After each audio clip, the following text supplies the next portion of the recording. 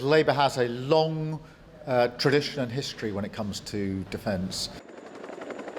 When we left office in 2010, defence spending was at 2.5%. It's not been at that rate for the last 14 years. And so we do need and have got the ambition to get to 2.5%. I can't pretend we can do that straight away because there's been so much damage to the economy. We will also do a review straight away, if we get the opportunity in government, of the threats that we face, the capabilities that we have and the resource we need to make sure we can meet those threats. Well, in relation to the nuclear deterrent, I think they're obvious in terms of the rising tensions across the world.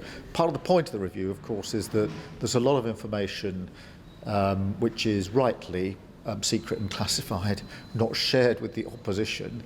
If we're privileged enough to come into government, I want us to be able to assess that straight away, to look more broadly at the threats, to have a much better line of sight on the capabilities, and to make sure the resource goes to the right place. And I think for all those in the armed forces, they would welcome a review that says the resource we've got will go to the right places, and we won't be wasting money where it's not needed.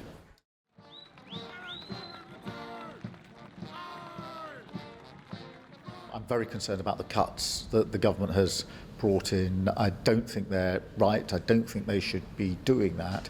I would also think there's a recruitment problem and retention problem.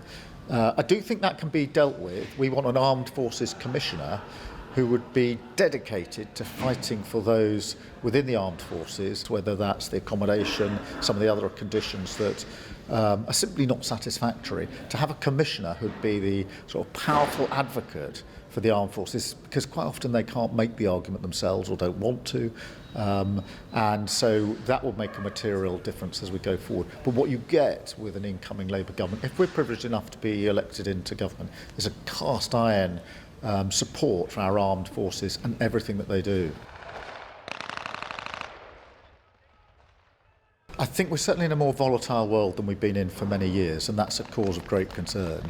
And that's why we have to fully support our armed forces across all the services, not just nuclear deterrent, but of course on all the front lines in which they're operating and all the lines behind them that are doing the important backup work with them. Now, I think we're making a vital contribution.